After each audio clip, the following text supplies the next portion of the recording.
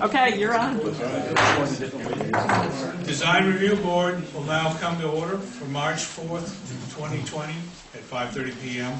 City Council chambers at 915 South Torville Road, Bisbee, Arizona. Roll call. Peter Gaffer. Present. Stephen Green. Here. Yvette Ponte. Here. Right there's here. Ben Lepley. Here. Sean DeCramer. Here. And Leslie is not here at this time. The staff would like to inform all applicants that all the applications on this DRB agenda will require a building permit or a sign permit.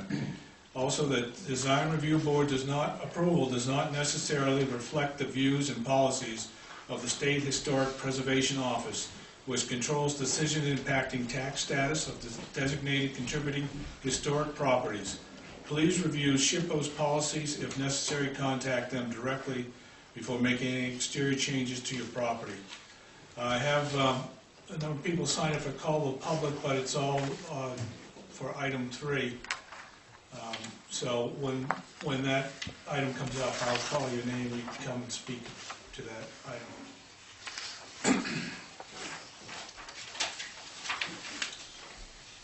Okay, agenda item 1, application 20-11, Bisbee Residential Historic District, non-contributing property, located at 404B Mason Hill. Applicant Carolyn Harris. This is to do with solar panels. Whoever. Yes, that's me. Yeah, would you come to the podium and state your name and tell us what's going on?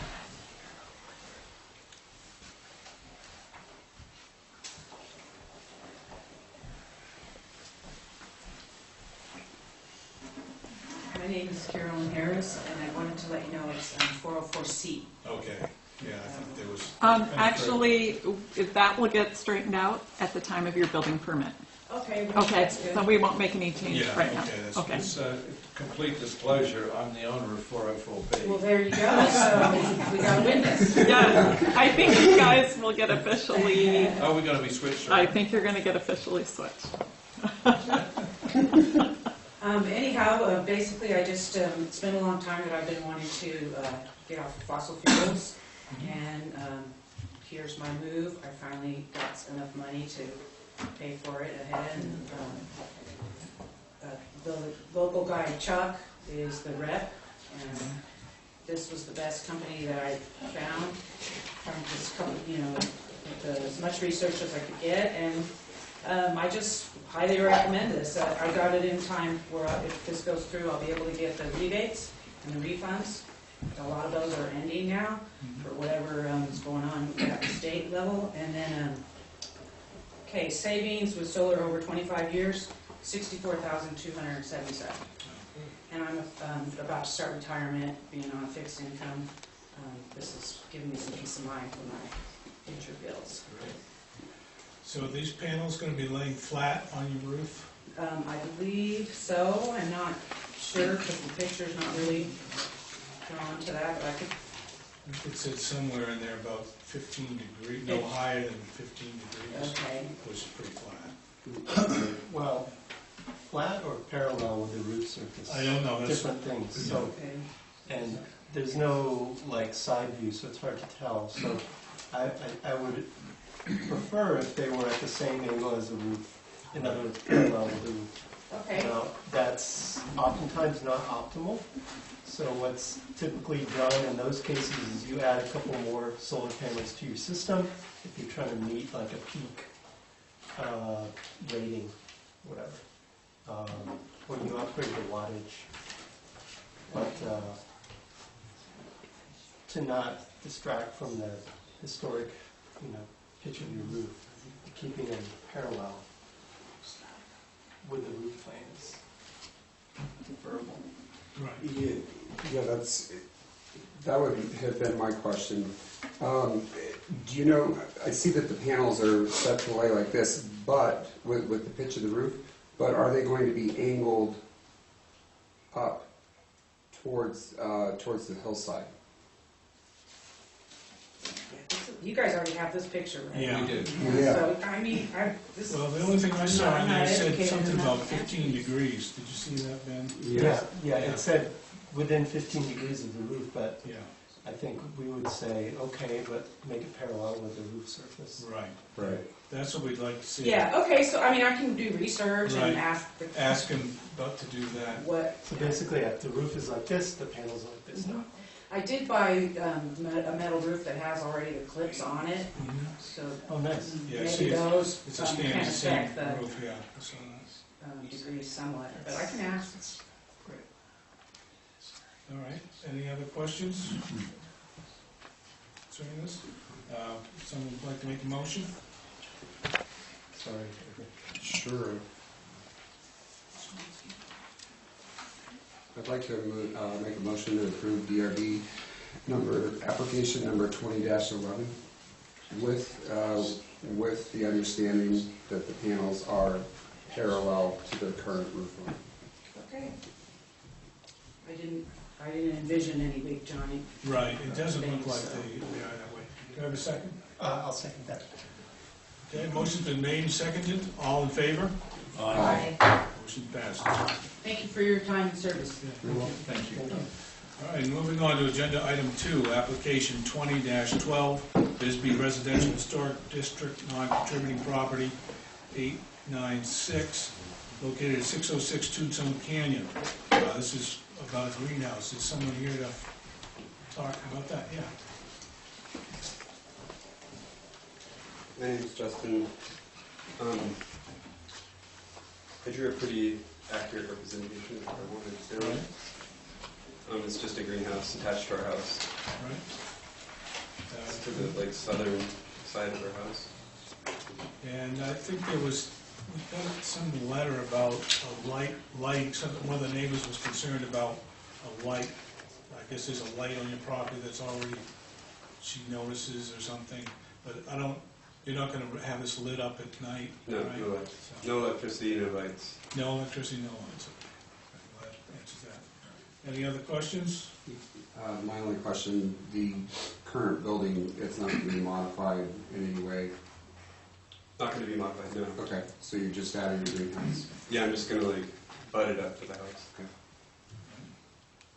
Any other questions from the applicant? I would make a motion to approve this as submitted. I'll second that. All in favor? Aye. Motion passes. Thank you. All right, now on to agenda item 3, application 20-16, Historic District, contributing property, B135, located at 16 Clausen, applicant Britt Hanson. Britt, maybe we'll have people speak first? I don't have... Well, I think shouldn't I give you my Okay, proposal? yeah, go ahead. First. All right, yeah, go ahead. There's a- And I don't think there's photos of the house in the packet, are there? There are. There are photos of the There is. house. Okay. Yeah. One photo from, I think, before you bought it, which is actually very helpful. All right, first of all, I want to start by clarifying something. The meeting notice, I got a copy of it because it was mailed to my house. The meeting notice isn't really describing what my proposal is. The meeting notice says demolition of hazardous tower, removal of non-code compliant elements with replacement in kind, and replacement of outdated windows and doors with energy efficient models, and that's not what I'm proposing at all. Okay. So I don't know where that came from. You've read my application. What I'm wanting to do is salvage as much of the interior and exterior as possible and then rebuild. And so that's my proposal. I just want to clarify that. I know a couple of you were here before, so you understand the proposal, but the meeting notice just wasn't really quite descriptive. So I can clarify. The meeting notice was based on the original design review board application. And it was our understanding that that item had been tabled at a previous meeting and that this was asking to bring the application back. And the notice does follow the wording in this application. Okay. And then also on the minutes from when I was here before, when it was tabled, indicate that I was supposed to get 2 auctions, but that's not my recollection of how the meeting ended. The meeting ended with Ken Budge asked if there was another way to put in parking there. without taking the structure down. And I didn't think there was, because the street, if this is the street, the entrance to the house is down there. But I did take a look, but at that point in the meeting, it was very frustrating because the meeting kind of got hijacked by a couple of people, and I was not getting a word edgewise. So I am here presenting the original proposal. I don't see the alternative parking. And I thought also, since I'm getting an opportunity to speak, that I want to explain why I bought the house. I didn't buy it as an investment. It's a terrible investment, it just is. My wife, the house has been on the market for years and years and years and hadn't sold. And meanwhile, and I live right next door. And the house kept getting broken into, and people were living in the basement, and it was just not a good situation. She was freaking out that somebody was going to light that pipe and blow the thing up. And so that's why I wound up buying the house, because it was just dangerous.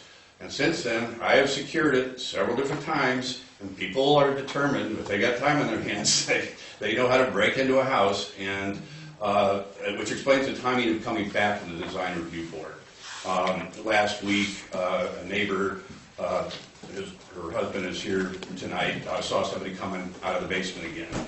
And I called the police, and they came over and found five people living there, a bunch of meth pipes, stolen goods. And at that point,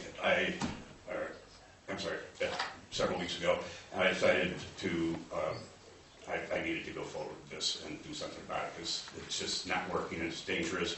My neighbor, John Charlie, is also very concerned, and I know Val and Steve are very concerned because they live right next door. If that house goes, it'll be my house, their house, and the house next door will go in a heartbeat. So that's really it. Why is it not a good investment? It's a postage stamp lot. It's got no yard. The view, I love John Charlie's house, but the view is the back, or the roof of John Charlie's house. You can't see anything from it, and then on the other side to the street. So it's a really small lot, there's no parking, and if you've ever been down Clawson Avenue, you'll see a line of cars, and you'll see a line of cars with broken mirrors, because people, it's such a narrow street, and there's no place to put dedicated parking on this lot, at least not with the house remaining there. And structurally, the reason nobody bought it is it's a 2-story house, built like my house was, which was with 1x12s that have 1x2s, kind of securing it, holding it together. And the contractor that I had to look at it, Noah Subi, there's no foundation. And he said, in order to raise the house up and to get a foundation under it, you would have to basically do a rebuild in the interior of the house to make it structurally sound enough to jack it up to get the foundation under there. He said that would be expensive. And then in the end, the most charming feature about the house is it's got really cool beadboard on the walls, the ceiling, and the flooring is old Bisbee flooring, which I think is kind of cool. But those things would all have to be basically covered up in order to give it enough structural integrity to lift it up to get the foundation on, and then hope it stays together after that. So you lose most of the old Bisbee charm in the process. And I love old Bisbee charm. I own my old Bisbee house. I own 2 long-term rentals in old Bisbee. I don't like to be here asking this design review board what I'm asking, but I got it, because I'm going to lose money on this thing one way or the other. The question is just how much am I going to lose? And that's why I'm here with the proposal. And I think you've seen it. You've all done your homework. I had Brian Hope do drawings to show what it would look like if it was rebuilt. I honestly can't sit here and tell you that's what I'm going to build, or if I'm going to build anything at all. And the reason is I've invested a lot of money in this place, got nothing on it yet. And I haven't gone and hired an architect to do architectural plans and an engineer to see what's gonna work there. It may be that it winds up even too expensive to do a rebuild. But Noah said it would at least be less expensive to do a rebuild than it would be to try and do things with the house as is. So that's the reasons for the proposal. I'd be glad to answer any questions. So, at the beginning of your, when you got up to talk, you mentioned that what was handed out to us doesn't reflect what your current plans are as far as visuals? Oh, no, the visual is what I'm hoping. I'm hoping an architect will tell me that I can build this house that's somewhere that's, not through the roof. So you plan on building a new house here? Yes. There's a drawing in the Okay, packet. so it would be full demolition Correct. and a new house? Correct. and parking. If I can comment, I was at both of the hearings that you had before, and I know the first time was the demolition, and you said that you had a concept in your mind, but you didn't present it, so we sort of said, well, come back, and you came back, With the guys. with a concept, which basically, I can say the DRB liked the concept, with the exception of the carport. And I think the carport was the sticking point when you came back with the resubmission. I just want to remind it, because I think just Stefan and I are the two people who were on the board at that time. Yeah, but I'll tell you, the parking is essential. Yes. Yeah, I'm not arguing. I was just trying to just give the rest of the group a little bit of a background. Sure, thank you. When we kept putting you through hoops, and as I say, I think that generally the board, as it was configured, a year or so ago when you came back with the resubmittal, was pretty much we liked it. I personally thought it was a great design. But I think the sticking point, Ken, who was the chair then, had an issue with the carport. And so you were going to come back, I believe, and say, okay, we'll play with that. Well, I guess maybe you have a different memory than I do. I'm not disputing it. This is a long time ago. Yeah. But I thought what he was asking is, if we're keeping the current structure in place, could you put a little side? Could you do park lengthwise rather than parallel to the house rather than vertical to the house? And because I said it's just not doable. Okay. So if I could just finish. And the carport isn't essential to me. The essential thing is that there's a place to park. Because this house has so little value, and then you know what parking does to the value of a house. So anyway, I just wanted to revisit that, because I think that it's only fair to the applicant to share with the other board members what we sort of tentatively had some sort of agreement, and we did table it at that time, right? Yeah. We did it. You want to come back, so this is not a new application per se. Okay. I just wanted to make that kind of clear so that we don't jerk you around more than we usually do. Thank you. At the beginning, when you first started speaking, you said that when you reviewed the previous minutes of the last DRB meeting when this application was brought forth, you were asked to provide an alternative plan. And No, but my memory, but maybe Peter has a better memory than I do. But my memory was Ken Budget was asking me about whether I could park parallel to the house without taking the structure down. I remember that. Yeah, and I guess my big concern at this point is the application that we have today before us was a demolition of a water tower. No, that's not. If you read the application is what I'm telling you here.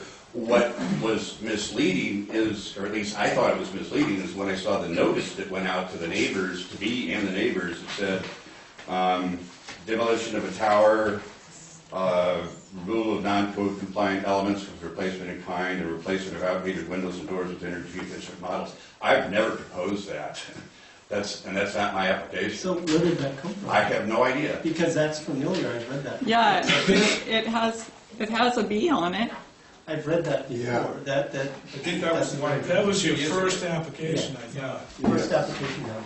Okay. So if you wanted to file a new application altogether, that would be a possibility. Well, I think my application is, I mean, what I actually wrote and should be in your packet is exactly what I'm describing to you here.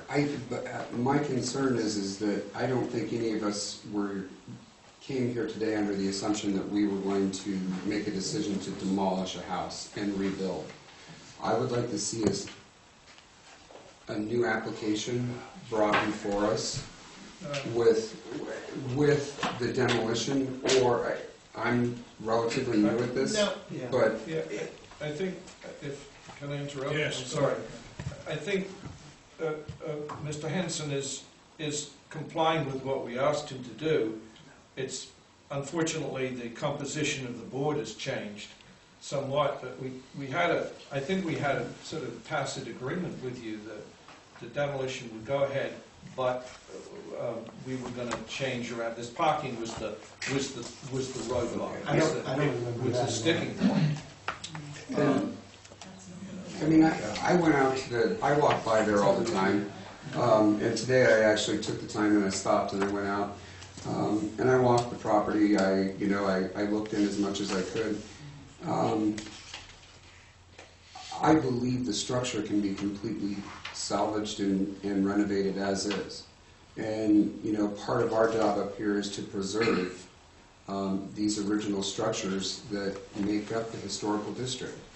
And that's... And I don't disagree that it can be done, because with enough money and enough engineering, you can do just about anything. That's exactly right. really my dilemma, and there is provision in the code, if it's not financially feasible, then you can demolish it. If it's not financially Then feasible. the house needs to go to a person that is willing to do that. I agree something needs to be done, but So more to your point, Sean, the whole reason that DRB is here was founded in the 1970s to protect the designation of Bisbee as a historical landmark and every structure that is contributing within that. This particular house is a row house, Bordello row house with a veranda. There's only 3 in the area. The other 2 are in Opera, where Opera meets Tenby. They're right next to each other, more on the Tenby side. And then there's yours. Yours is actually even more original because it's the only one that has an Arizona room with screens on the front, which is also a very Arizona thing that indicates the old style of living. And what I've seen over the last 2 years is the house deteriorating under your watch and your ownership, and continued applications that are not clear and basically only factor in some sort of demolition. We're not here as a demolition permitting organization. We're here to protect the historic structures in Bisbee, not make recreations of them. The house was abandoned for 16 years before I bought it. That's nice, but if you're going to demolish it, we're not going to allow that. That's not what the DRB is here for, especially if it's salvageable. There's plenty of houses elsewhere in Bisbee that were in much worse condition that are being saved or have been saved with much less budget than what you indicated in previous submissions. I'm going to have to disagree. The reason I'm going to have to disagree is the design review board guidelines do have 2 exceptions for demolition, both of which apply here. It's not economically feasible, and to preserve it in its existing state would not be offset by the return to the property. And there's a reason those things are in there. As a registered professional architect, I disagree with you completely. I've looked inside the house, I've seen it, and I've seen other cases in the same area with the same labor rates, the same method of construction, the same deterioration that have been saved. Just right up the street. I disagree. And so did my contractor. But you're So not did a two other professional. contractors. You're not a that- professional designer or architect or engineer. Well, A they contractor, built- excuse me, but a contractor is biased because they want to make money Okay, on a well, certain this kind of is my project. proposal before you. If you choose to vote no, you choose to vote no. And I'll have to follow my options. But anyway, I've got nothing else I don't think I can say. But if there are other questions before I sit down. I have one question. What are the parameters of economically feasible? Are they outlined somewhere? I mean, what is? a Well, determined generally, you budget? get your money back on it, I think, is the way, I mean, is there some kind in of? our profession, if you do it and you go to sell it, you will make money on it. That would be the simple definition. I mean, if you look at all of Bisbee like that, nothing in Bisbee would make much money. Oh, I think a lot of people, a neighbor's house just sold for $300,000 after doing, and the contractor who rebuilt it is in the room here today, and so is the owner. So have we actually seen a cost comparison in terms of demolition? I'm new on the board as well. so Sure, for the no, back- and I asked Noah about that, Noah Subi, and I've asked, Shawnee Hicks probably had the closest number on it, but when I asked Noah about it, he said, to give you an estimate on that, it would be really costly and time consuming because there's just so much that needs to be done on it. Shawnee Hicks had looked into buying the house at one time. I don't know if it was Shawnee Hicks, a local contractor. And he came up with a design, was really excited about it, and then ran the numbers. And I think he was coming up with about $275,000 to redo the house. That's about as close a number as I can. But it all depends on what you're asking the contractor to do. If you're asking them to stabilize it, that's one thing. If you're asking them to put in a new HVAC system, R40 insulation, granite countertops, like all this stuff, that's the thing that's going to drive up the numbers. Yeah, but I'm not a granite countertops kind of guy. Right, but we don't know that. We don't have I'm a that reused information. materials kind of guy, and so is Shawnee.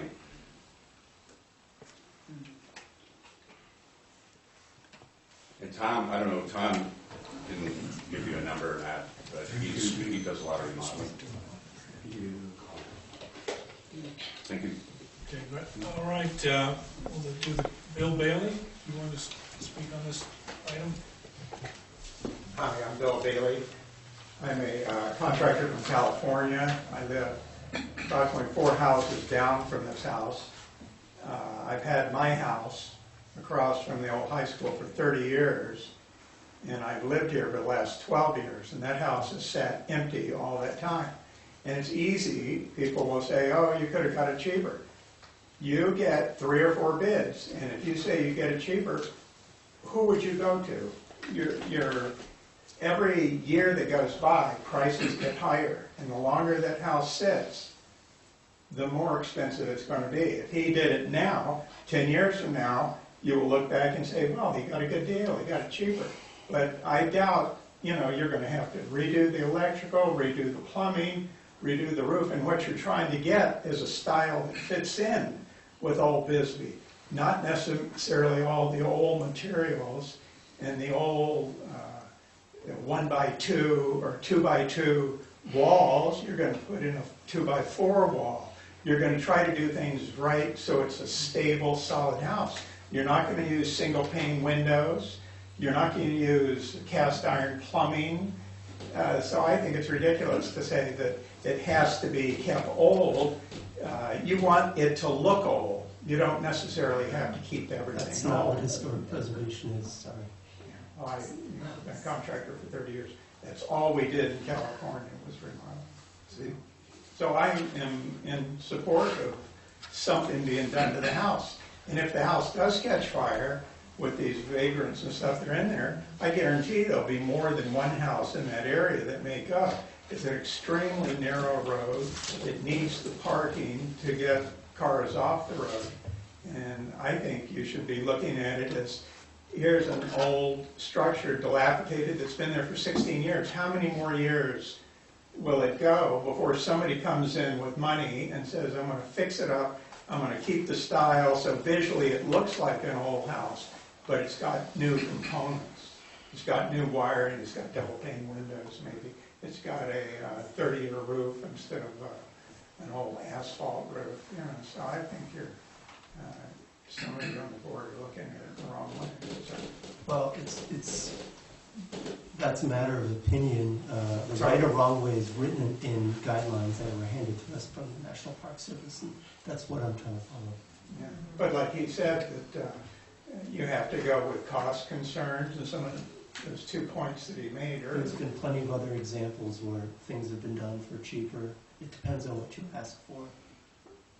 I'd like to know who you're working with. Well, Ben's a do-it-yourselfer, and that's part of the issue. You can do things when you're a do-it-yourselfer that are more economically feasible. I don't have that skill set. Okay. Phil speaking. Have you said what you want to say? Yes. Okay. Next person is Steve Trahan. Yeah. My name is Steve Trahan. I live at 10 Clausen. I'm the neighbor. And I think Britt has done what he can to shore up and make the facility secure. However, much to my surprise, a couple of weeks ago, I looked out my bathroom window and there were people had broken into the facility and ducked inside. And as I'm looking out my window, I see a SWAT team of policemen surrounding the facility and with their guns drawn, and to arrest people who had taken residence in there. And apparently they were dealing in drugs, and there was a lot of stolen property, and the policeman came up and shook my hand and said they solved a number of cases because from this bust next door to me. And they also had inside the facility, they were smoking, I guess, smoking cigarettes and other kinds of things. And if a match had hit the floor or a cigarette had gone, not put out, it's hard to say what would have happened, but I guess it would have, if it caught fire, it would have burned down my house. They're not that far apart. And an issue I think that you have to consider is that the liability. If something isn't done with this structure, and it's an oddity to me, because I'm relatively new to Bisbee, to hear you talk about these absolutes. It has to be done in such and such a way and no other. And the consequences of that is that your goals don't get achieved at all. Nothing gets done. It was sitting for 16 years. It's been sitting for 2 years since I've been there. And this is my third meeting speaking out in support of Britt's proposal and doing something to the facility. So if you're absolute about it, nothing will get done. I think it's just going to continue to sit. In light of what's happened recently, and it's not due to this recent incident that occurred next to our house, but we've sold our house and we're moving. Part of it is the security and safety of where we live. This isn't the first time that that's happened. It attracts people coming and going at odd hours of the night.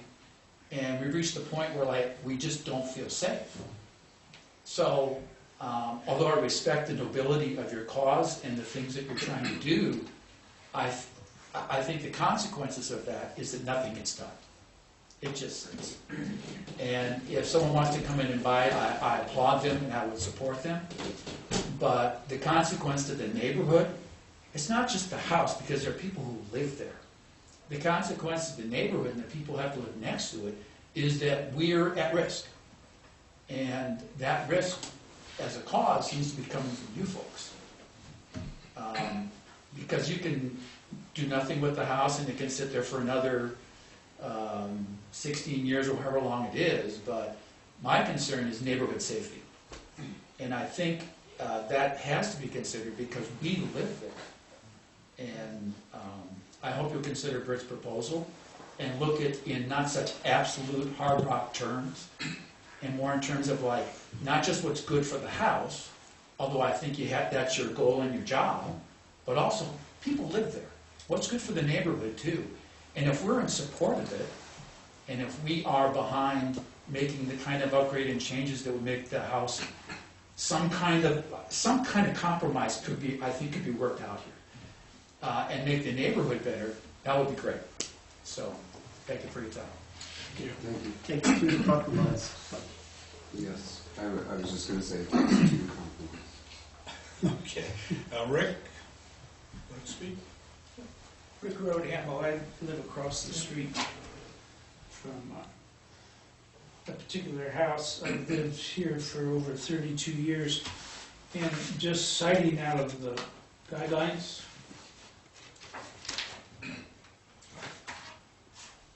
one of the considerations is remodeling and new construction should be done with care and sensitivity, with an effort to make the new blend with the old. So in Britt's proposal, he is making an effort to make the new blend with the old, with considerations to the fact that we have parking problems on that street. But also in the guidelines, it says the bulk of building activity within the historic district will address the renovation of existing structures. There are two main issues to be considered: respecting the original features of the buildings. One of the main features of that house is that porch on the east side, the porch at the front. But in his plan, he's retaining that porch on the east side, which basically, a view from that porch is the neighboring house, as is the one to the south. The one to the north is of the street. And then one of the other considerations is how best to relate the proposed changes to the existing neighborhood styles. The styles in that neighborhood are all eclectic. The house immediately to the east of this house has a porch running along the east side of the house, the same as this plan would retain. So, in general, he's keeping the features that make that house unique, which are the porches. The availability of having parking is addressing a historic fact in Old Bisbee. There is no parking. It's always a source of going downtown, there's no parking.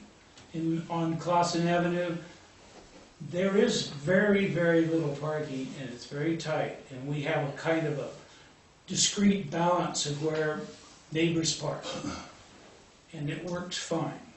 And when the Airbnb and the fourplex there comes and does their thing, sometimes you have to address that.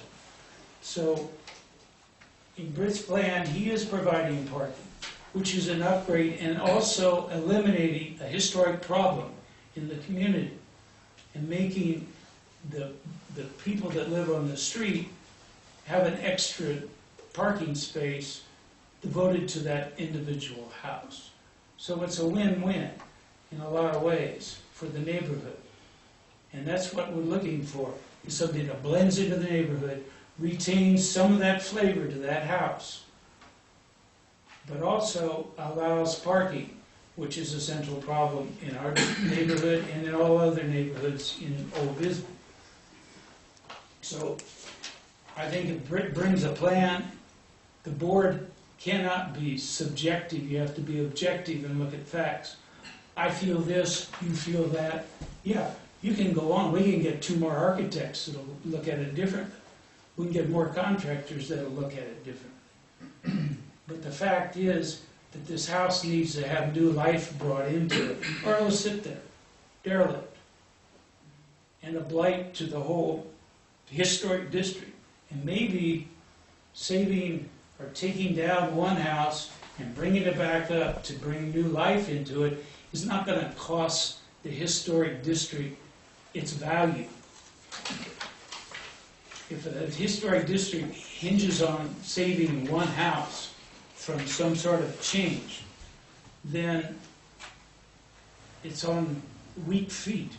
But Britt's plan is actually bringing out those features, keeping that porch, making it habitable, and bringing it up to current codes and standards, so it is an energy efficient house, something that someone can live in comfortably without high energy bills.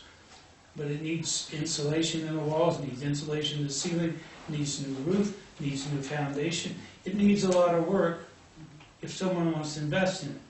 Someone could go in there on a $40,000 budget, do the work themselves, and do a half-assed job. And the house there it would be again. So I think, and everyone in the neighborhood would agree, and since we live there, we're all behind this proposal, and we support it strongly. And if there's some changes have to be made, well, then there's some compromises can be found. But it does need, I think, to address the problems that exist with some of these old structures, that they need to be brought into the 21st century and still retain that character that's important to them, that gives them that feature. And in that particular house, it's that porch. And he's addressing that long porch on that side. That's all I have to say. I have a question, which maybe you or Britt can answer. When I look at the house, it looks like there were several rooms around that bottom area, which it looks like you're converting to a courtyard area. So what is the plan in your mind for how many bedrooms there are? Like, what is... Rick, would you let Britt maybe come I up to the missed podium? it Sure. in here, but I can't really tell. It looks to me like there's a main house. It looks like the original house had a gathering room, and then it was a brothel, and so there were several rooms down there. Yeah, and I don't know that it was a brothel, it might have been, but right now, the basement is separate from the upstairs. In other words, there's no way to go from the main floor down to the basement without going outside and going out on the porch.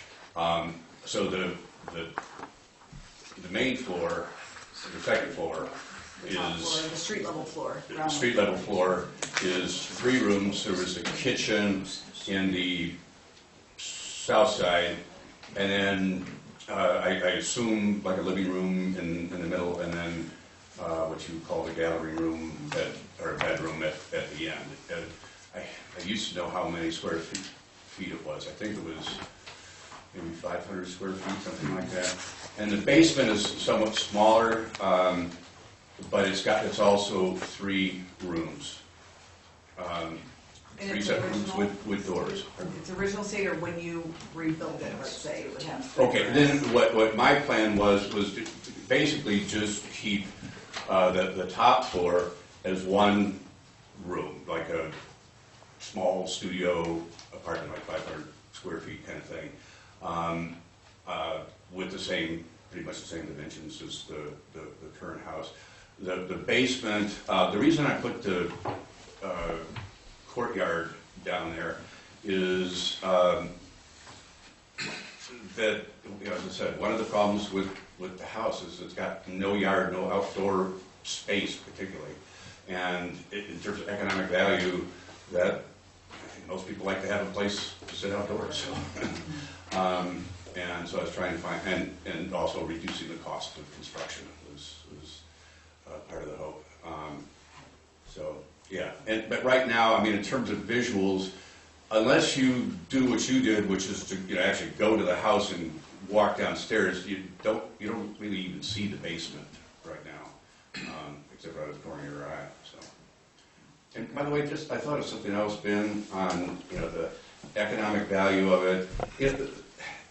The previous owner, Kelly Gallagher, she had it on the market, I think, for like 10 years or something like that, and nobody bought it. And because I lived next door, we'd see people coming in all the time. The house was completely unsecured then, both upstairs and downstairs.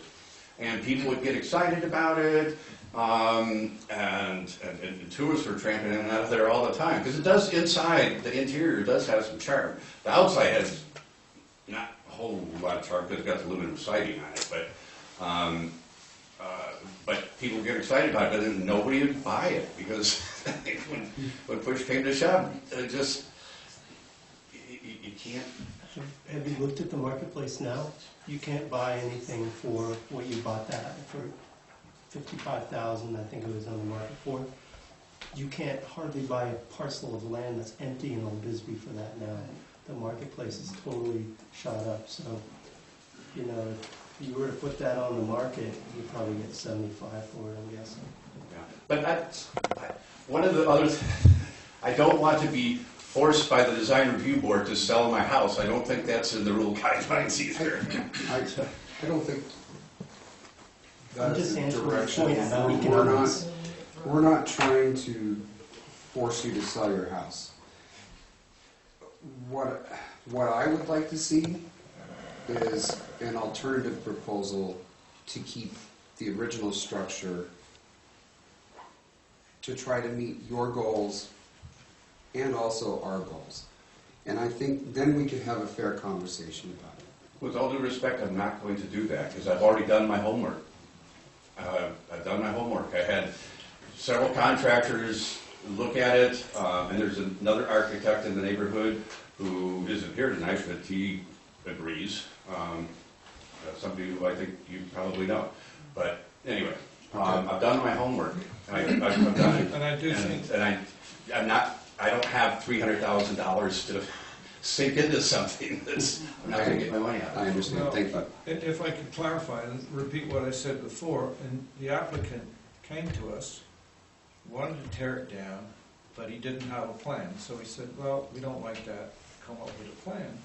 He came up with a plan, and, okay, my memory is fuzzy. But I think it was, we were just hung up more on the carport than anything else. And we tabled it, and now you're coming back, and I think, so to sort of force you back, it's, you know, the fact that the composition of the DRB keeps changing for whatever reason is unfair on the applicant. So, I mean, we had an agreement with Mr. Hanson, and I think we should honor it. I think we're gonna have to review those meeting minutes on YouTube, because that's not what my memory. all right, John, Charlie. Can I just add one thing? Is that somebody's been saying that it was a brothel. Rooming house. It was a room, it wasn't a brothel because across the street's the Catholic Church. So you need to strike the brothel thing in there because that's the historic site of the First Catholic Church. John?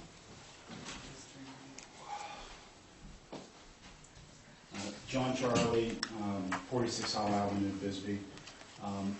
I'm here today to support the application for 16 Clausen Avenue. Whether it's the one that I received in the mail or the one that you have in front of you, I think any forward movement on that property is something I would support along with my wife.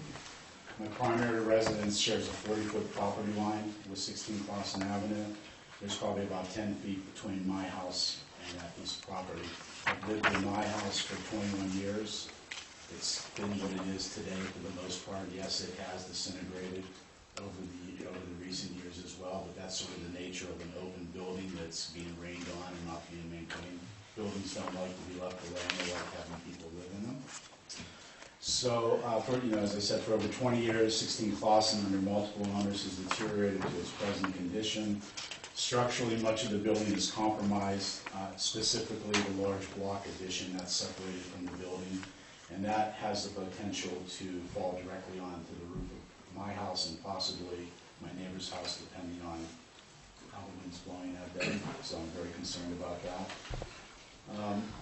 Also, I view that property as an attractive nuisance, and with its open access, the possibility of a fire is very real and a constant concern to all of us who live near it.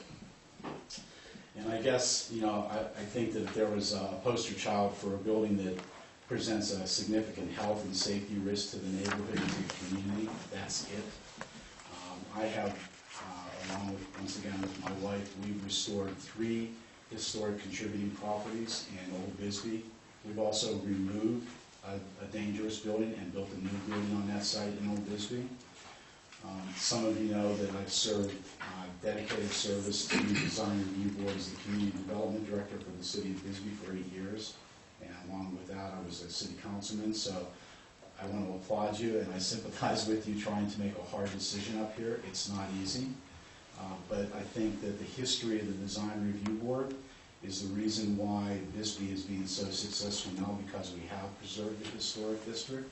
It's not Tombstone. When you walk down Main Street, you still see buildings that look like they did 100 years ago, and that's a real tribute to this process. that people don't just haphazardly make changes to exterior features of historic buildings, and you don't know what's real and what's not anymore.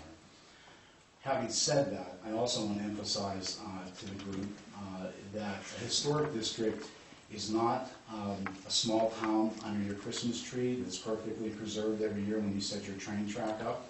It's not a group of buildings in a snow globe that looks forever memorialized. It's a living, breathing entity, and sometimes things go away, and sometimes new things grow up. And Bisbee is a specific challenge, I think, because of the nature of the architecture isn't unified. You go to Cape May, New Jersey, and every building looks just like it was built by the same contractor right down the road, and they're fabulous. But the really intriguing part about Bisbee's architecture, I believe, is its diversity and its representation of different eras. So, yes, new buildings should be allowed to be built in Bisbee. And yes, a dangerous building that threatens the livelihood and the welfare of a community that, for whatever reason, and I'm not going to argue with a registered architect or perhaps an engineer who also claimed tonight that building can't be saved. I'm not going to argue with that. I'm not going to argue with realtor prices and how they fluctuate in a town like Bisbee, and what's going to be worth $300,000 one day, and maybe it isn't, maybe it is. But I do believe a property owner has the right, within the code of this design review board, it states very clearly, number one, if the building inspector deems this building to be a safety risk, that is enough permission to remove a building with either your vote towards that, or the Board of Adjustment or Superior Court eventually. So that you're not the last voice in this matter. And I'm not saying that to chastise you, I just want it to be understood, and by anybody else in this audience that's listening, understood, that it doesn't just end here, that there's a system that allows people to keep moving this forward. And it's time that this moves forward. A week ago, we found a 50-foot extension cord going from my neighbor's house to that house. So people are living in there, they're doing things in there that could be a real threat to our health and safety. That's my number one concern with that, but at the same time, my other concern as a former professional in this field is that we do make concessions and we do see the possibility that a building has to go away sometimes. Yes, it's a shame that for 20 years nobody, not just Mr. Hanson, but all the previous owners chose to ignore preserving that building. Unfortunately, that's the situation we have today. I think it's good that we have a property owner that's ready to move forward with a plan. I think some things are being confused here. I don't like the fact that I'm trying to hear, on one hand, whether we like his design, and on the other hand, whether we're giving him permission to tear down his own property under the guidelines of the DRB. In my mind, they're kind of separate issues, even though eventually they would be related, that he would put a new structure there. But as far as the neighborhood goes, and the safety of the neighborhood, and the town overall, and following your own rules and regulations, I think this property owner has every right to remove this particular building at this time. And whether he builds another building there or not, or that building, that's almost a separate item as far as I'm concerned. And it deserves a little more thought and process to see if that design complements the historic district. Now, when I build a new building in Old Bisbee, the guidelines that I was told, and I know you disclaimed SHPO as part of your process, but the guidelines that I was told when you put a new structure up are pretty simple. One, use like materials. Two, scale and mass. And then, 3, does it fit into the neighborhood and complement it? And I think that's a pretty easy process to follow if you're a concerned citizen, which I believe Mr. Hanson is. I believe all of us in this room are. I know other people are probably going to get up and speak and say the exact opposite of what I just said. But I just want to make it clear that I feel very threatened by this property, and I think it's time to move forward with it and not get lost in the details and beliefs, personal beliefs, by board members, whether something has a certain value or what they believe is the interpretation of the National Historic Guidelines. Thank you. So, Frank, I do Yes. have some clarification. Perhaps Yeah. I do have the approved minutes of Okay. 2 previous meetings Right. of the Design Review Board. The first set of minutes is from October 3rd regarding this application. It is an application seeking approval to renovate the home to include demolition of a hazardous tower, removal of non-code compliant elements with replacement in kind, and replacement of outdated windows and doors with energy efficient models. The applicant is Britt Hansen. Mr. Budge stated that the applicant requested that his application be tabled. That was October 3rd, 2018. I'm sorry, I've just never even had it in my head that I would be doing that. I don't know if I made. These are approved minutes of design review board meetings. So not only is this what happened, it's what the design review board approved as a record of what happened. Wait a minute, she's got some more. Yeah. Okay. So November 7th, 2018, again, this was the first item on the agenda. Again, the application seeking the approval of demolition of a hazardous tower, removal of non-code compliant elements with replacement in kind, and replacement of outdated windows and doors with energy efficient models. The applicant is Britt Hansen. Mr. Hansen addressed the DRB regarding his project. The DRB discussed the contributing structure and preserving certain aspects of the building with no front carport. The DRB discussed this application returning to them with a proposal for no carport in front and patio under versus no patio. The second proposal is for a one parallel parking spot closer to the existing footprint. The motion by Mr. Budge was moved to table and return with two proposals, and the action was approved. So I don't see anywhere where it says full demolition of a No, house. being no. approved. But your application included these drawings, I remember Yeah. vividly. Yeah, and that Well, was that's the not- discussion that we had. Yeah. Because a couple of, there was one design review board member in particular who was saying they were objecting because it was, because I was going to demolish the house, I was going to remove the house. That was what the whole discussion was about. So I don't know how that mistake got made, Teresa, I'm sorry. Well, it's not a mistake. These were the minutes of the meeting prepared for and approved by the design review board. So Right, but the that's whole not a discussion was about. So when a 300-foot notice goes out 2 weeks ago, which I received one, that shows demolition of the dangerous concrete tower, which I don't think there was any objection to, replacement in like, and then also,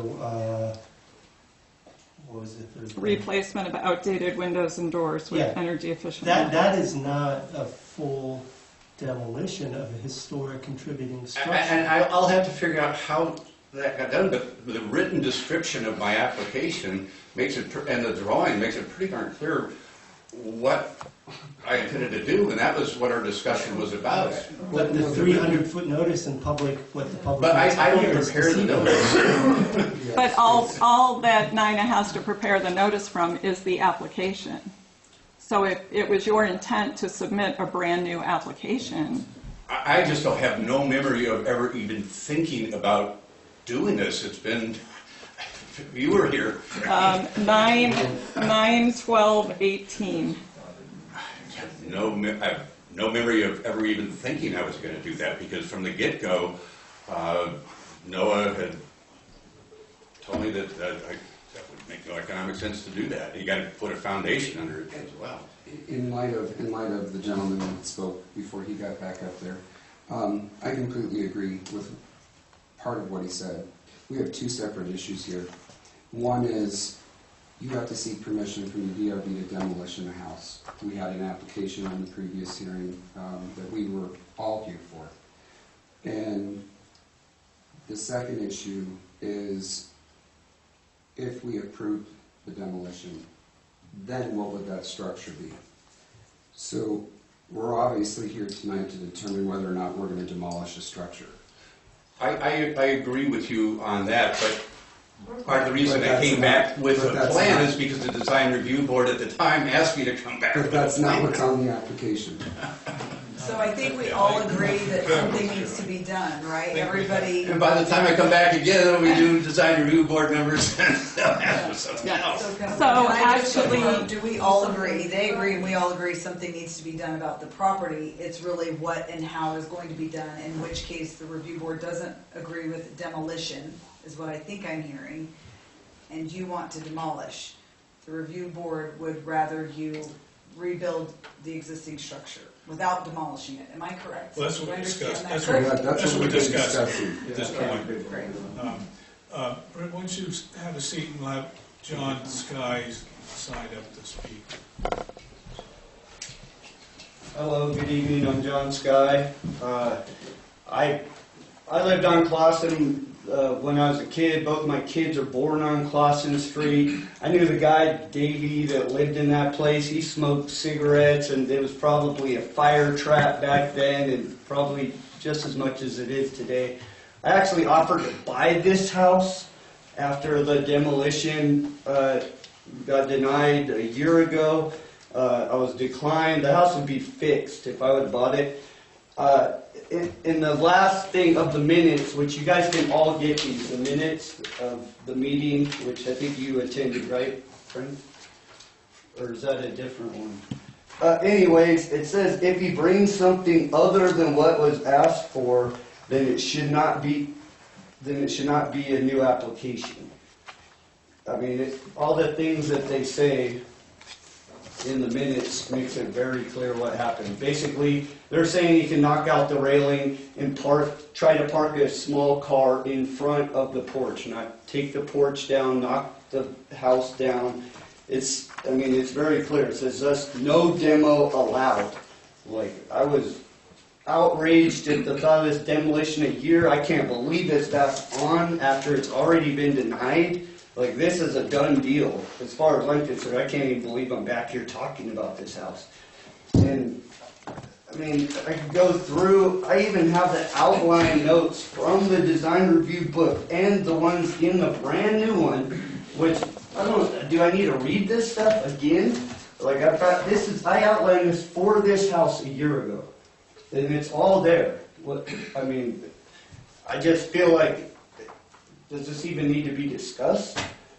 So, pretty much demolition denied. The house was way overpriced. The lady that bought it, she moved to town, she bought a bunch of houses. She had no idea what she was doing. She way overpaid for the house. She left the house on the market hoping and praying to get her money back. That didn't happen for many years. She dropped the price. Brett bought the house instantly because it was a great deal. And that house is valuable. An empty lot in Bisbee right now with sewer hookups with nothing on it goes for $70,000 to $80,000. So, there you go. There's your money back. Take 30 grand, buy yourself a compact car, and figure out somewhere else to park. The other thing, if you actually we just remodeled a 3-story 100-year-old house that was falling down into the street for $100,000. This thing has new kitchens. This is 3 apartments. This isn't a little row house.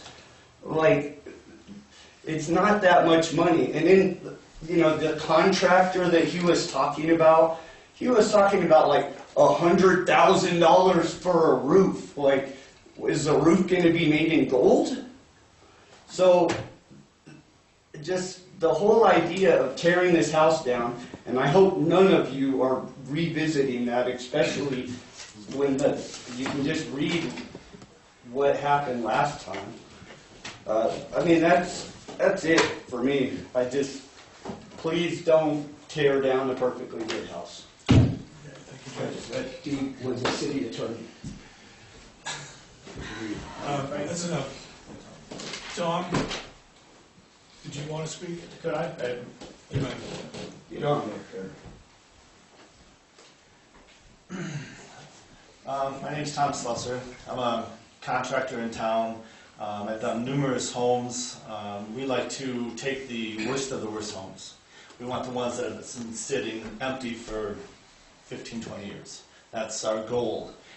We've done houses in the barrio in Tucson, and we've also done them in Phoenix. And I just want to start with a couple things. In all the meetings I've been to and all the design review boards, I've never heard anybody say that maybe this isn't the right house, maybe you shouldn't have bought it. And I didn't think that was appropriate. For you, if you could stay off your phone while everybody's talking, we'd appreciate it. And to put down a contractor, I don't work for anybody else. My opinion is just, I see the house, I buy it, I do it myself. So, you're an architect. Structural engineer is the person that's going to decide on whether that house should be destroyed or not. I wouldn't touch it with trying to raise it up without a structural engineer. Potentially falling on all these people's homes. It's not built right now without having a structural engineer, in my opinion. And for Joel to say yes or no, I don't know which way he leaned. He's not a structural engineer.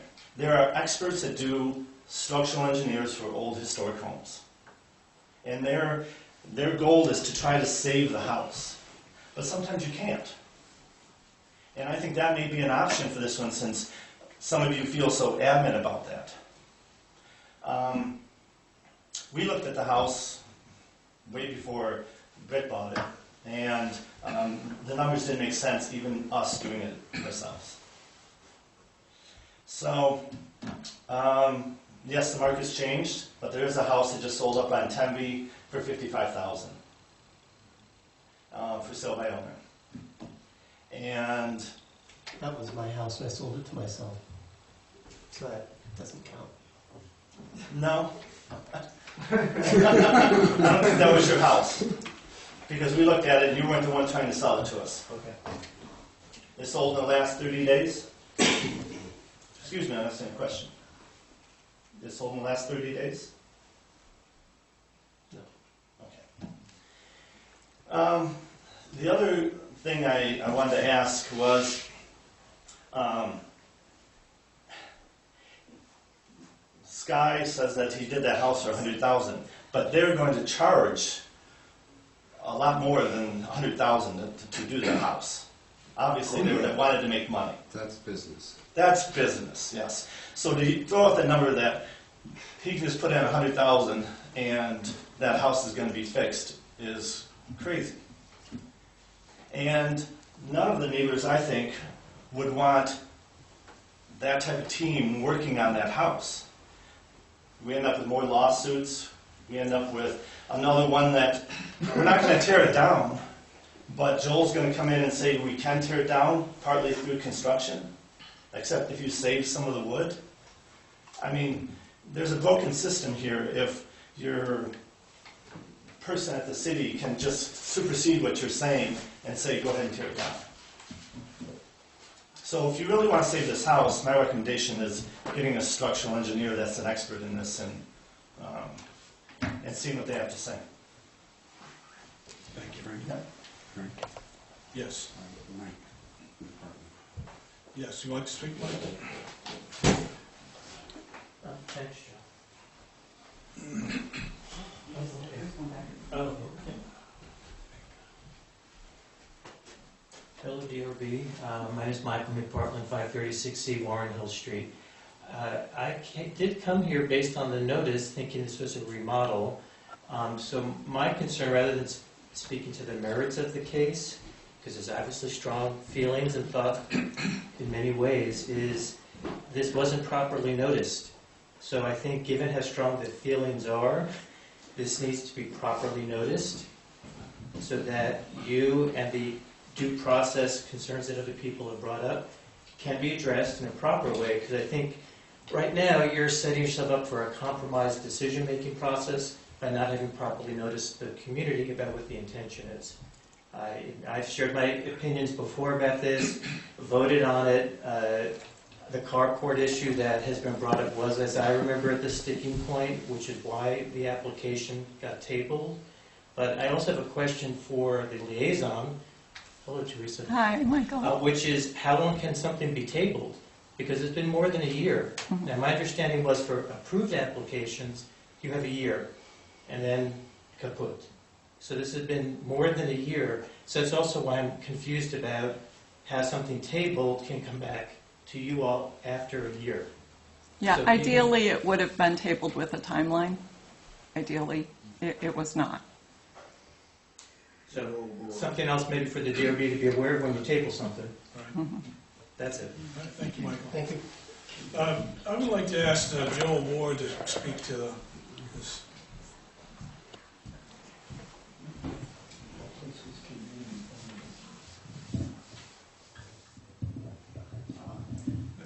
It'll come out if you just really, there you go. I've been involved in construction since 1977. It's primarily all I've ever done in my life. I've designed a lot of houses, I've built a lot of houses, and I've been the building inspector for the last 6 years in Bisbee. I was the liaison for the design review board for 4+ years. I had what I consider a staff report. And I want you guys just to remember, this is a contributing structure. This isn't just any ordinary structure. This is contributing. And it's very authentic vernacular design. So I think it's inappropriate, in my professional opinion, to demolish the house. The roof pitch that's proposed is out of sync with the Bisbee vernacular style.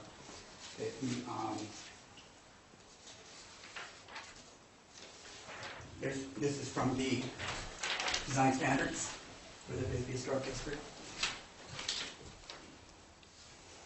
Then there is the That's in our packet. You may have seen that. the results that Brett is seeking are going to be practical for parking. But show me a home that's from the historical area that has an attached carport. I don't care much for what he's proposing there, because it's taken a historic structure and it's looking very modern. The standards for the historic district are high, and what's proposed is not the same by a long shot. The removal of the tower that Brett was wanting, entirely appropriate. I think we're all on the same page on that. Of course, that's a terrible mess. But I also believe that it is economically feasible, depending on how you're determining economic feasibility. I think it is economically feasible to rebuild or to repair the house. And there's been a lot of changes on the front of the house over the years. Since I've been looking at it since 2014, and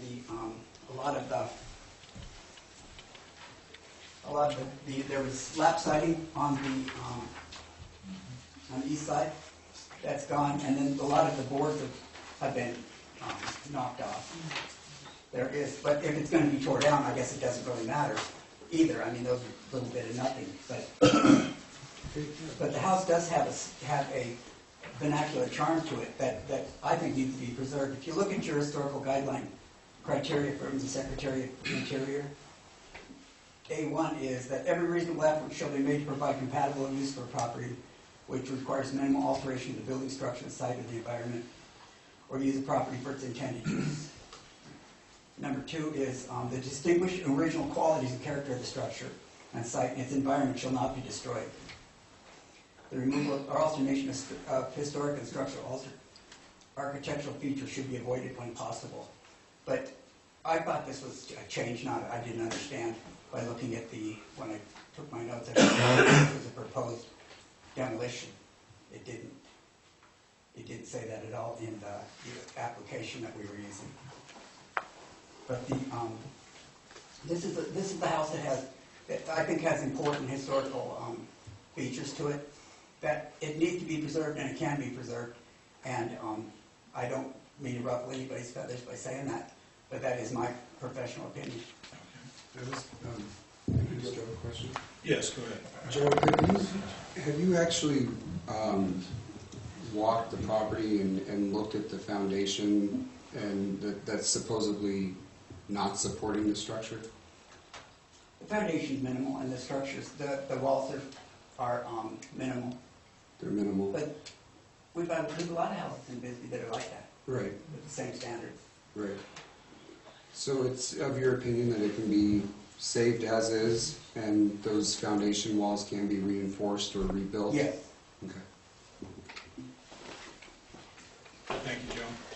I'd like to address that. Sure. I think there's no, I invited Joe to come over and give me some ideas of how to get to the foundation and get it jacked up. And Joe was kind enough to come over. That was a couple years ago now. When the question isn't, can you get a foundation under there? Can the house be preserved? Because, as I say, with enough engineering and enough architecture and enough money, you can do those things. That's not the question. The question is whether it's economically feasible to do that. And I don't want to sound like this, but you can't force a restoration of a house. You just can't. Because if somebody doesn't have the money to do it and it's not economically feasible to do it, it's not going to get done. So, anyway, I respect Joe. I worked with him for many, many years. But the question isn't whether it can be done. The question is whether it can be done at a price that cost that makes any sense. Well, we just had an example of somebody who did a much more intensive, taller house for $100,000. Totally redid the foundations, which is what your house needs, without sacrificing the architectural integrity or the historic integrity. And that is a case in point of, there's an example right there. And here's another example. We've got Noah Subi saying it's going to cost a couple $100,000 at least to do it. We've got Tom Slusser, who has been remodeling houses in Old Bisbee for years, saying it's not economically feasible. We have Bill Bailey and Rick Rodham, both contractors as well. So we've got a lot of people saying it's not economically feasible. And that $100,000 is cost, not the cost, profit. Right. Well, I would like to kind of sum it up. I mean, we do want to save these older buildings, but the economics, if we don't do something with it now, that building is just going to sit there. I have one more question. Yes. Has anybody in the group looked into grants to have this house restored using grant funding? I mean, I don't know too much about it. I'm just starting to look into it, but because Bisbee is a historic town and it is a contributing structure, you may be able to apply for funding from the federal government to get grants to help support the rehabilitation of the house. So I don't know how if anybody here knows more about that, or if you guys have looked into that. I can talk to you about it after the meeting.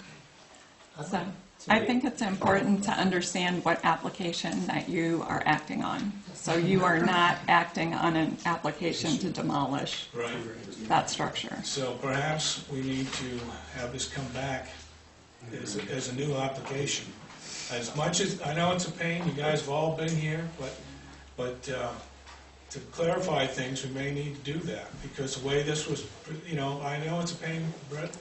Yeah, I just don't even know how that happened. But that's well, when Brett did reach out to me via email when he saw the notice and asked where the notice came from, and I did ask him my email at that time, did you want to submit a new application? Yeah, but I guess I don't have a copy of that. I have a copy of my letter to the Design Review Board, and looking at that makes it clear what I'm asking. I don't remember ever even thinking about replacing. Yeah, it came to Design Review Board twice, okay. And you were here both times. And it doesn't really matter at this point, because we're talking about two different things here. So I think that what we really need to have happen is for you to do another application with what you want to do there. Even though it's a pain for everybody, you guys spoke eloquently, it's all good, but we can't really act on this application as it is. You could act on this application, which may be preferable to taking no action. So, right, so we could take a motion to approve it, to deny it. As the application is. Well, that's not the application I'm asking for. I know. It's the one before them. It's the one before them, and it's been before Design Review Board at least 2 other times. So it's either in limbo. I guess I would make a motion to deny this application as it is presented before us. I would second that. Could I ask that we perhaps do this so that these good people don't have to come back again, that their statements that were made can be They're in the used? notes, they're in the minutes. Okay. And you can transcribe them from the video that will be uploaded to the website. But we're all volunteering and we have to come every time too, so. Well, that be as may, we want to Okay. help serve people. So, the motion's been made and seconded. All in favor? Aye. Teresa, can I see? So what we would ask, Brett, is that you come back with a different application.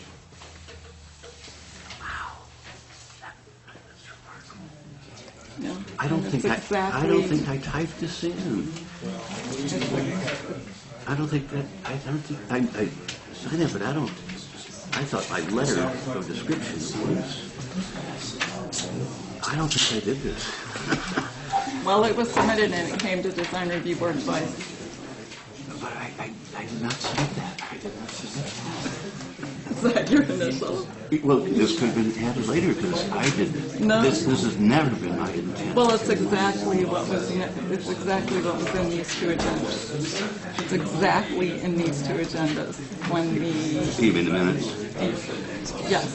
But that's, I honestly, I did not, never had Both thought in my times, head of and doing both that. times they cover all three of those items. So it was covered in both. This is not my. Want to call order? Yes. Okay, we're going to move on in hopes that Greg comes back to us with another application. Right now, we're going to move on to agenda item number 4. What? Order, please. Application, agenda item number 4, application 20-18, Bisbee Residential Historic District, Copper Queen Library. Good evening, everyone. My name is Jason Makoviak. I'm the manager of the library. And we're working with the Bisbee Mining and Historical Museum and also the William G. Pomeroy Foundation and the National Votes for Women Trail. And we want to install a plaque on the exterior of the library on the post office entrance side, commemorating a woman who spoke in Bisbee on behalf of women's suffrage. And there's the centennial coming up, so. Great. Any questions? No. Does someone like to make a motion? I'll make a motion to approve application number 20-19 as presented. 18. Oh, is it 18? It's 18. As presented. I'll second. All in favor? Aye. Motion's passed. Okay, agenda item 5, application 20-19, Bisbee Residential Historic District, contributing property located at 115, at 104 B Taylor Avenue. Application seeking approval, retroactive approval of 2-bedroom windows. Yes. Hi, Hi. I am representing the homeowner, Okay, would you state your name? Elsa Torres, and I'm with Home Depot, the installer. Okay. All right. So, yes, the windows were, I was the one that drew up the permit drawing, and the homeowner submitted it to you all. right. And Yeah. just need to move forward on Sure. the permit, I believe, right?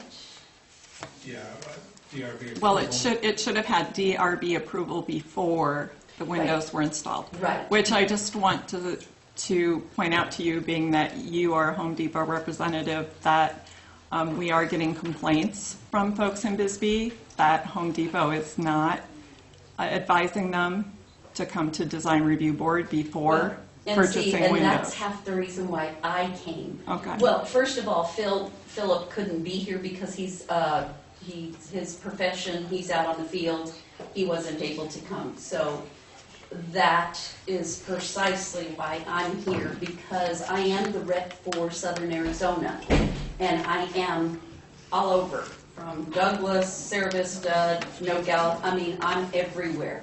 I'm based out of Tucson, and another fun fact is I was born and raised in Bisbee.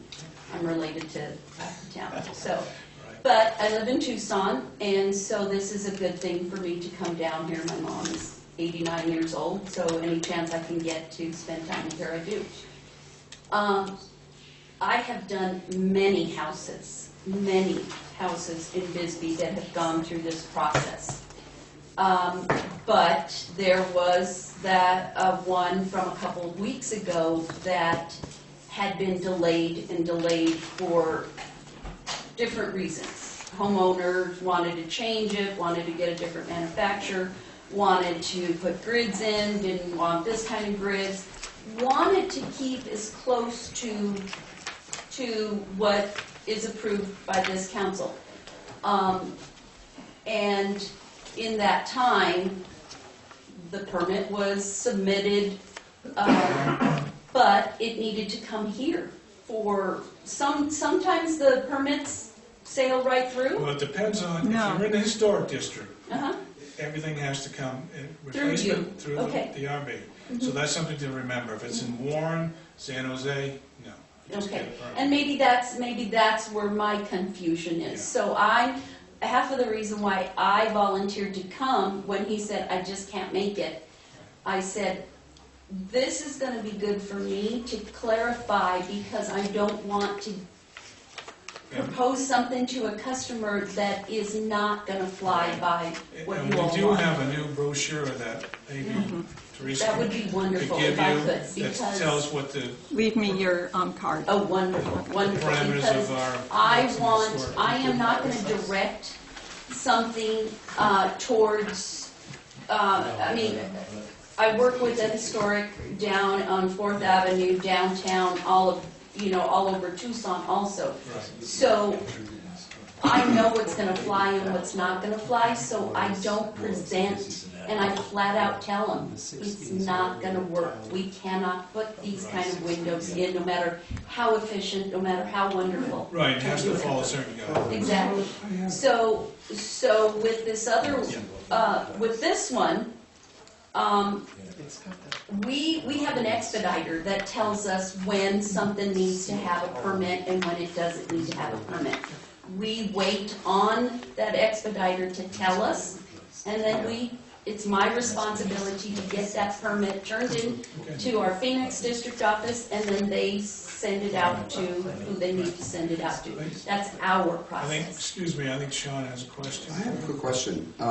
Just over the address, this Oh, was gosh, absolutely yeah, that- possible for me to find. Yes. Number one, in our agenda, it's under Avenue, and in Right. the application it says street. And every time I talk to the customer, he said they're working on it. Because if you punch it into GPS, you go to San Jose. It is a really. It is street.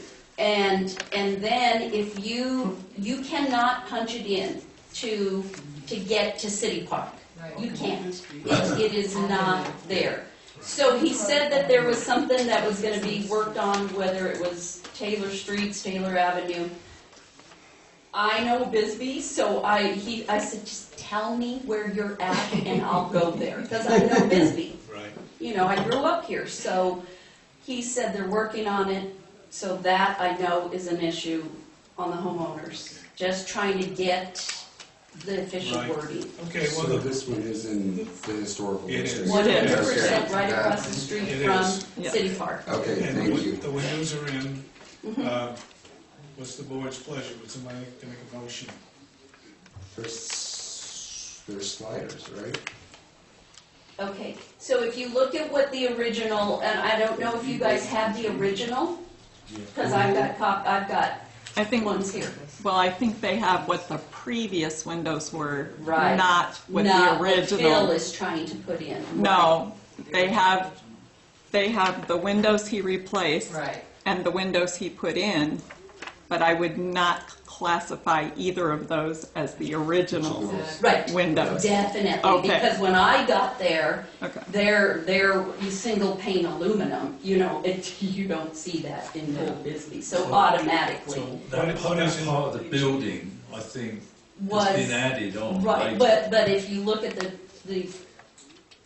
there's several add-ons and I don't Yeah, know but if those windows, do you think those windows were originally in the add-on, when the add-on was put that, on? I wouldn't know that because I don't go back to, No. anything that is pulled up on an appointment will have the date on there because we have to test for lead. We have to, so anytime an appointment is on for Home Depot, from what my understanding is, they pull it from the assessor's office, but they also go from the date of the permit, the most current permit, or the permit when the permit was built. So if it was built in 1908, but there's several additions, then we have to go off of what's there. We don't have pictures. What are the other style of windows in this house? Very, very, very inexpensive aluminum, single pane aluminum. Are they sliders or? Sliders. Mhm.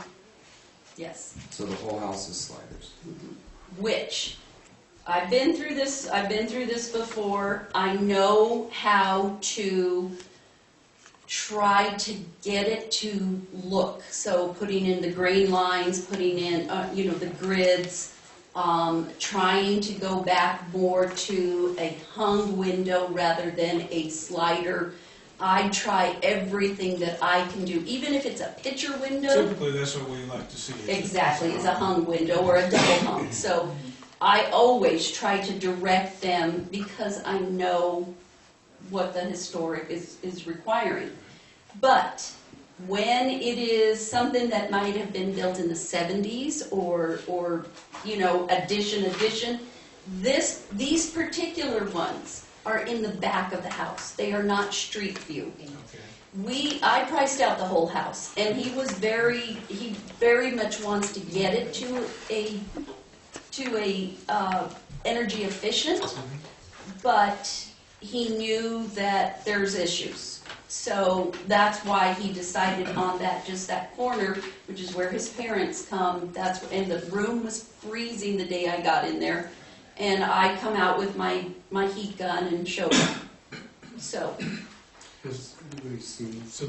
So the pictures that we have in front of us are all as-built. Yeah, we don't have, even this one. We don't have. This one is not what you replaced? That is the one I do replace. So that is the contractor grade of the. Oh, no, this is what you put in. No, sir. This That's was what what I you- replaced, like she okay. said. Good. That is not necessarily Next one up. what. So, what I was This interested one to is, see what. this is the one that, And see, it has grids in it. I guess if you probably Those are looked at replaced. some of the neighbors, So this was what was around This there. one's there, and this one is, this one's been replaced. Yep, understood. So what I see a lot of times are wood windows, and so I'm Home Depot. I have 4 manufacturers, and within those 4 manufacturers, I have a broad range. So I've got the wood look windows, I've got the narrow frame windows. We kept it with what is there and trying to keep it the look that was already accepted at one point. So, Well, that's an assumption as well. you know what Yeah. I'm saying? Because I That's don't an know. assumption as well. He just barely bought the house, so. Sean's got something to add. It's not that I want to table this, but I don't think anybody here has actually seen this house. Number one, I couldn't find it because the address didn't make any sense today. And I would like the option to go out there and look at what's surrounding. I would like to look at the house. I'd like to see the style of windows that are in there before we make a decision on something You that can we make a don't. motion to table if you want. Yes. For a specific period of time? And I would- Please, yes, please, because it is, Yeah. with us, we try to, that's why we have an expediter, because before we ever install, we are supposed to have a permit pulled, approved, before we'll ever go out to the house. We're gonna- It wasn't until we're it gonna was, Go ahead and make a motion. Yeah, I'd like to make a motion to, for application number 20-19, to table it for, Till next meeting. to the next meeting, to give us time to go out there and And I do look at want to it. stress that Okay, we did not. Hold up a minute. Motion's been made, do I have a second? Sure, I'll second it. All in favor of tabling this? Aye. Those opposed?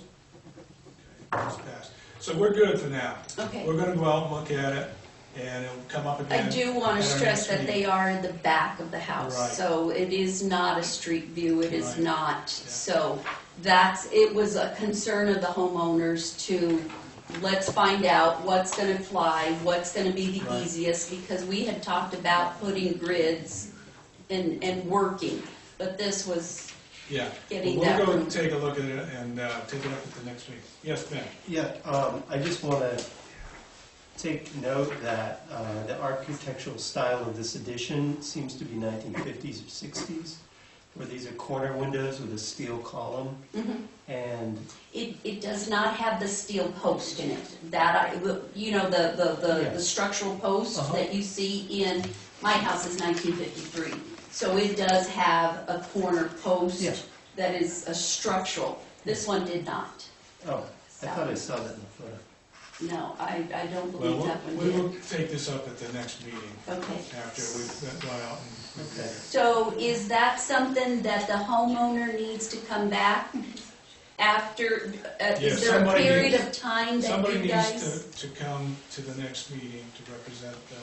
Okay, and when is the next meeting? Just so that I can. It'll be the first Wednesday of next It's month. always the first Wednesday of every month, is that what I'm, yes? Yes, and if you leave your card, I will I- get you some additional information. Perfect, Okay. perfect, perfect. I would just like to continue that train of thought in that if it is 1960s and has that 1960s corner window sort of thing, it normally wouldn't have partitions in it. It would be single pane and kind of modernist looking. So Right. just to keep that in mind. Yeah, like an old steel casement window, is Yeah. that what you're talking about? Yes, Exactly. yes. So I mean, just it's- wanted to throw that out. It's Okay, 50s, thank you.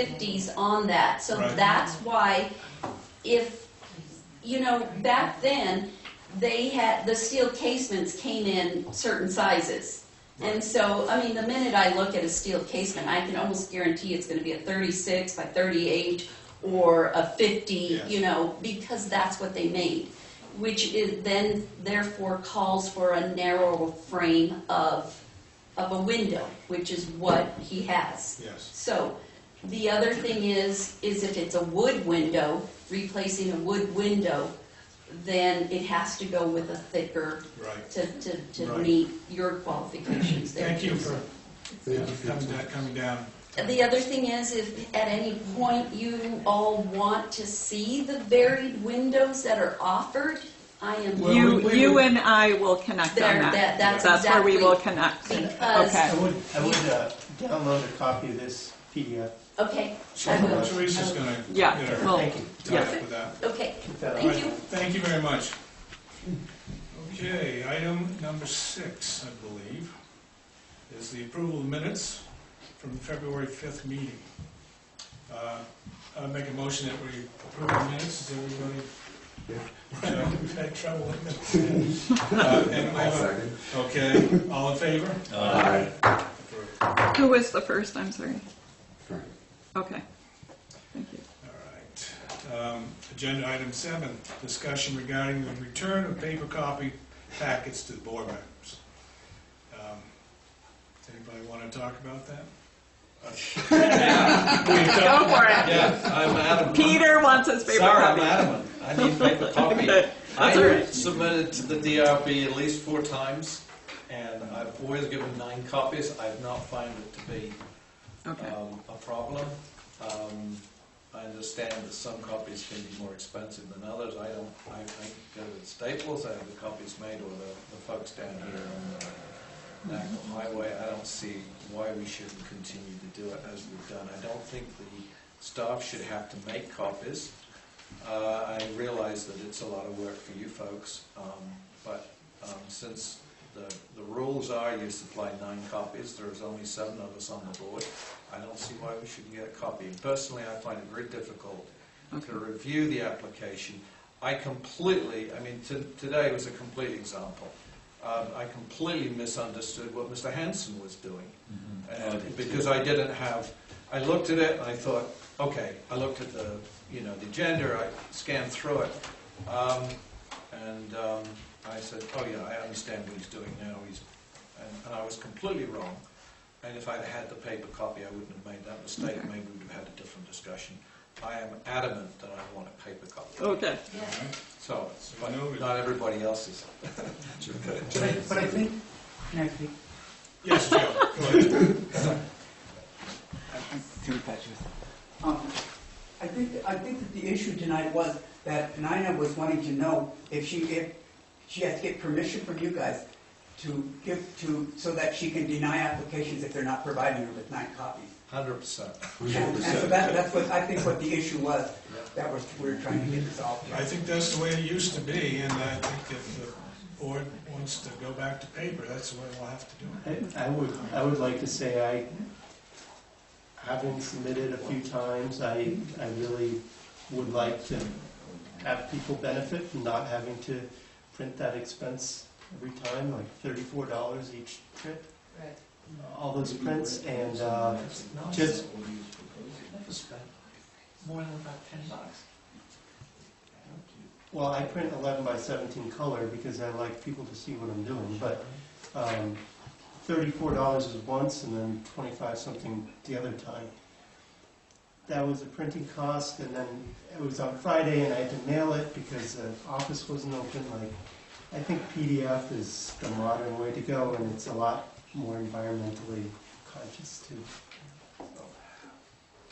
Is it possible we could reduce the number of Can we printed just copies? reduce it to 7? There's just 7. Back or 5. Or like 1 or like 2 printed copies we can pass around if you're having trouble with the PDF. And the other thing is like the city's responsibility. The city made an investment in these to go back to paper. Kind of really puts a foot in their mouth. Like, well, these were around before. They weren't just for us, but so.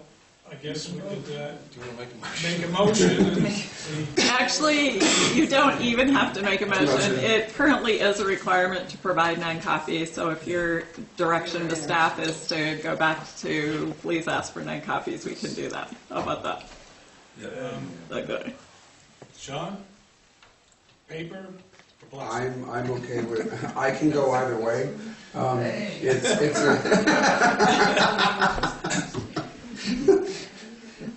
I can work both ways. Paper or computer. So I'm not one to really weigh in on that. What are your thoughts?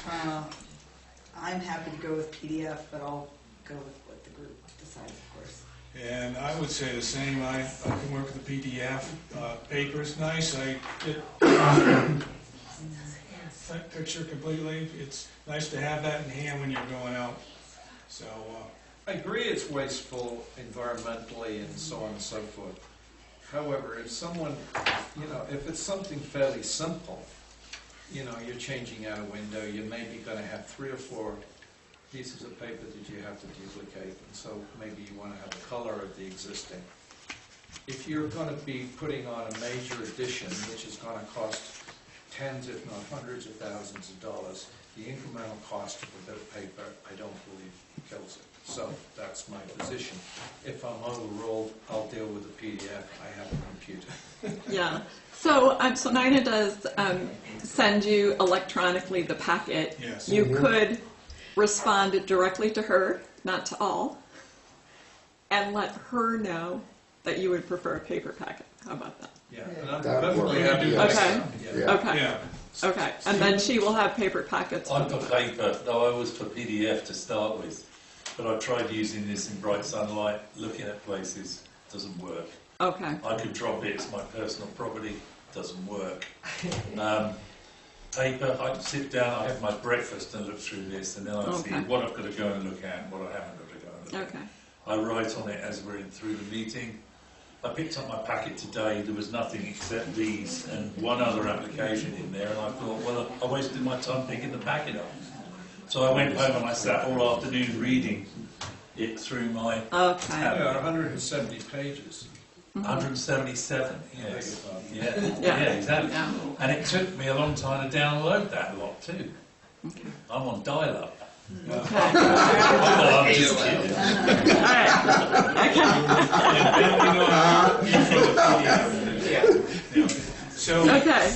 kidding. So these guys, you could contact Nina.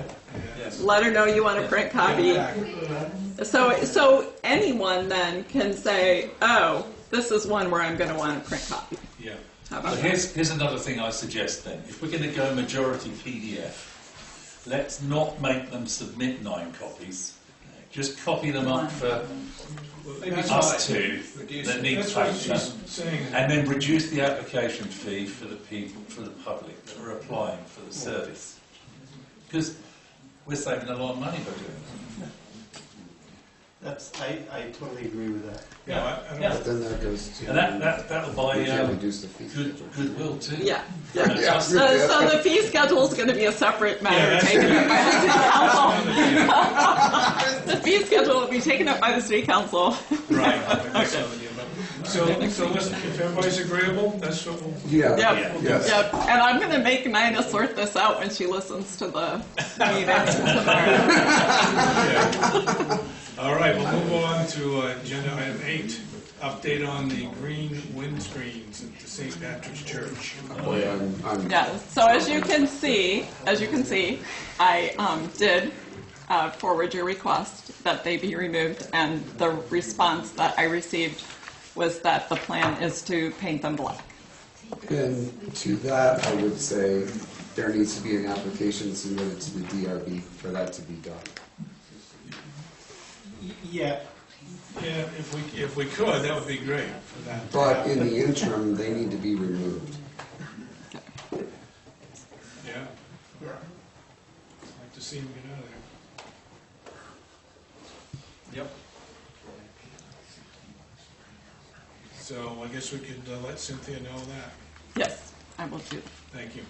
Agenda item 9, a discussion regarding members' comments for the design review guidelines. Updates. So is this finalized? I took it from Nina's email that we were. So these are all of the comments that we received have been.